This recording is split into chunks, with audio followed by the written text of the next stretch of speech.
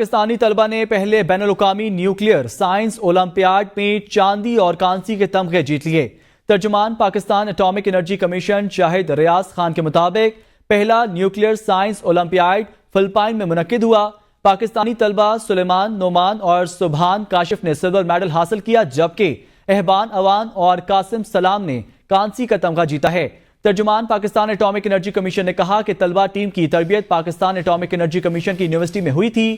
ترجمان کے مطابق جن طلبہ نے کامیابی حاصل کی ان کا تعلق کراچی، لاہور اور راولپنڈی سے ہے۔ آگے بڑھیں اور آپ کو بتائیں، اولمپک سے ڈسکوالیفائی ہونے والی انڈین ریسلر ونیش پھوگٹ نے عالمی عدالت سے رابطہ کر لیا ہے۔ ونیش پھوگٹ نے پوزیشن میں آخری نمبر پر دھکیلے جانے کے خلاف اپیل کی ہے، جس میں ان کا موقف ہے کہ مجھے سلور میڈل کا حقدار قرار دیا جائے۔ انڈین خاتون ریسلر کو آج صبح اوور ویٹ ہونے کی وجہ سے فائنل سے قبل ڈسکوالیفائی کر دیا گیا تھا۔ گزشتہ روز ہونے والے مقابلوں سے قبل ونیش کا ویٹ حد کے اندر تھا۔ قوانین کے مطابق ڈسکوالیفائی ہونے والے ایتھلیٹس پوزیشن میں آخری نمبر پر چلے جاتے ہیں۔ ونیش نے پہلے روز ویٹ کیے جائز ہونے کی بنیاد پر سلور میڈل کے لیے CAS میں اپیل کی ہے۔ کھیلوں کی عالمی ثالث عدالت پھوگٹ کی اپیل پر کل فیصلہ دے گی۔ بھارت کی طرف سے سندھ طاس معاہدے کی مسلسل خلاف ورزی جاری۔ بھارتی ہٹ دھرمی کے باعث گزشتہ 2 سال سے پاک بھارت انڈس واٹر کمشنر کا اجلاس نہیں ہو سکا۔ ذرائع کا کہنا ہے کہ سندھ طاس معاہدے کے تحت سال میں ایک بار پاک بھارت انڈس واٹر کمشنر کا اجلاس ضروری ہے۔ ذرائع کے مطابق پاکستان کے Indus water commissioner Mehr Ali Shah کی طرف سے بھارتی ہم منصب کو اجلاس کے لیے متعدد بار لکھا گیا، تاہم بھارتی انڈس واٹر کمشنر نے پاکستان کو کوئی جواب نہیں دیا۔ انڈس واٹر کمشنرز کا اجلاس آخری بار نئی دہلی میں 30 اور 31 مئی 2022 کو ہوا تھا۔ معاہدے کے تحت انڈس واٹر کمشنر کا اجلاس پاکستان اور بھارت میں باری باری ہونا ہوتا ہے۔ اجلاس کا مقصد باہمی تعاون سے دو طرفہ تحفظات کو حل کرنا ہوتا ہے۔ اجلاس میں دریاؤں کے بہاؤ سمیت فلڈ ڈیٹا کے تبادلے پر بھی بات چیت ہوتی ہے۔ ذرائع کے مطابق اس اجلاس میں پاکستان آنے والے دریاؤں پر متنازع بھارتی منصوبوں پر بھی بات چیت ہونی ہوتی ہے۔ آگے بڑھیں اور آپ کو بتائیں، بانی PTI نے ثانیہ 9 مئی پر مشروط معافی مانگنے کا اعلان کر دیا۔ بانی PTI نے کہا پہلے 9 مئی کی فوٹیج سامنے لائی جائے، CCTV فوٹیج میں ہمارا جرم ثابت ہوا تو معافی مانگوں گا۔ ہم ثانیہ 9 مئی کے متاثرہ ہیں، انصاف چاہتے ہیں۔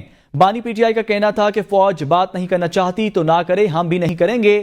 بانی PTI نے کہا بنگلہ دیش کے بعد پاکستان میں کچھ برا ہونے جا رہا ہے۔ ثوابی جلسے نے ثابت کر دیا عوام کیا چاہتے ہیں۔ بانی PTI نے کہا نواز شریف، شہباز شریف، آصف زرداری اور میرا نام ECL میں ڈالا جائے۔ محسن نقوی کی اہلیہ کا نام بھی ECL میں ڈالا جائے۔ 20 سیٹوں والی جماعت کو دھاندلی زدہ الیکشن سے ہم پر مسلط کر دیا گیا۔ ہمیں الیکشن نہیں لڑنے دیا گیا اور پارٹی پر پابندی لگا دی گئی۔ ہم فارم 47 والی حکومت سے کسی صورت بات نہیں کریں گے۔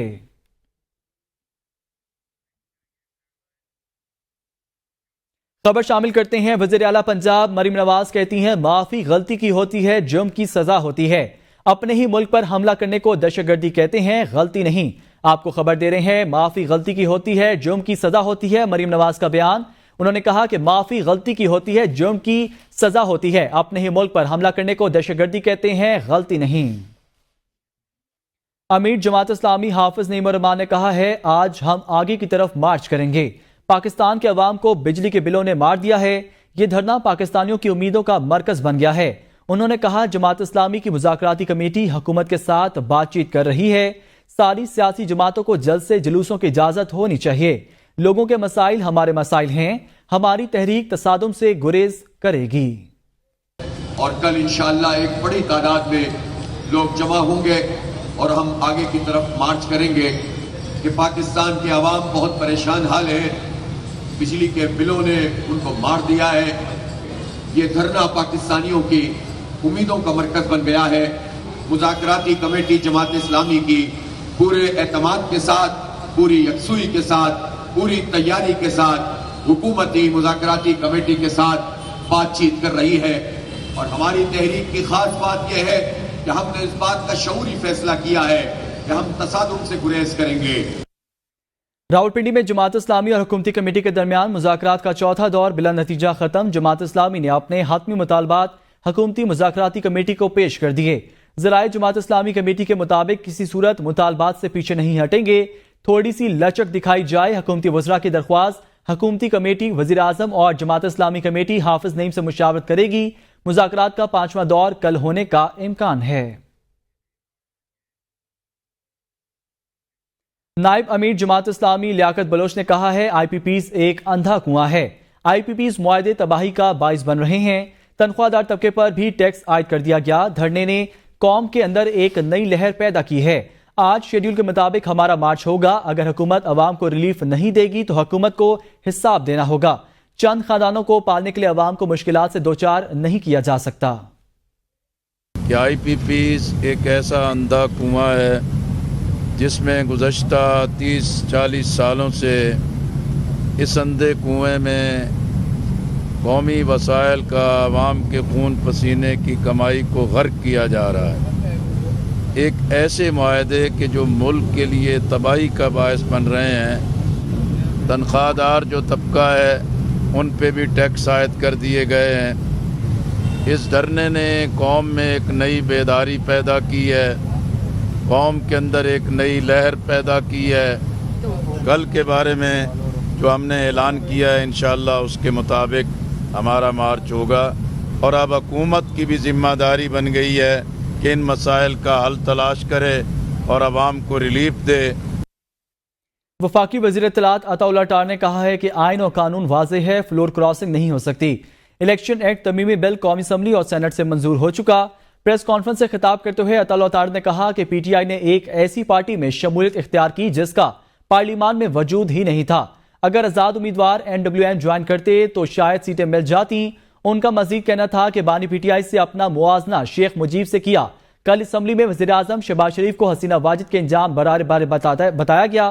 آپ کو سوٹ کرے تو 9 مئی ہو جاتا ہے. آپ کو سوٹ کرے تو لیڈرشپ شیخ مجیب کی طرح بن جاتی ہے. آپ ہر بات پر یو ٹرن لے لیتے ہیں. آپ کہہ رہے ہیں بنگالی عوام نے حکومت گرا کر ٹھیک کیا. قومی اسمبلی خزانہ کمیٹی کے اجلاس میں مسلم لیگ نون اور پی ٹی آئی کے اراکین کے درمیان شدید تلخ کلامی. اپوزیشن لیڈر عمر ایوب نے کمیٹی اجلاس سے احتجاجاً واک آؤٹ کر دیا. تلخ کلامی عمر ایوب کی جانب سے مبین عارف کا تعارف کرانے پر ہوئی. عمر ایوب کا کہنا تھا اپنے ممبر کے استحقاق کا تحفظ میری ڈیوٹی ہے. اسلام آباد سے دیکھتے ہیں شاہد اجمل کی یہ رپورٹ. قومی اسمبلی کی قائمہ کمیٹی برائے خزانہ کے چیئرمین سید نوید قمر کی صدارت میں کمیٹی کا اجلاس پارلیمنٹ ہاؤس میں منعقد ہوا. پاکستان تحریک انصاف کے رکن مبین عارف ویڈیو لنک کے ذریعے اجلاس میں شریک ہوئے. اپوزیشن لیڈر عمر ایوب خان نے اپنے رکن کا تعارف کراتے ہوئے کہا کہ یہ ہمارے MNA مبین عارف ہیں جن پر ایجنسیز دباؤ ڈال رہی ہیں. مبین عارف اس وجہ سے کمیٹی اجلاس میں بھی شریک نہیں ہو سکے, جس پر لیگی رکن بلال اظہر کیانی نے کہا کہ یا تو یہاں سیاست کر لیں یا کمیٹی کی کارروائی پر چلیں, جس پر عمر ایوب خان طیش میں آ گئے اور کہا کہ یہ رویہ ناجائز ہے, ہم کمیٹی سے بائیکاٹ کر رہے ہیں. پیپلز پارٹی کے رکن مرزا اشتیاق بیگ نے کمیٹی روم سے باہر جا کر عمر ایوب خان کو منانے کی کوشش کی. I am as a leader of the opposition, it is my duty کہ میں اپنے ممبرز کا, اپنے ساتھیوں کا استحقاق میں اس کو پروٹیکٹ کروں گا.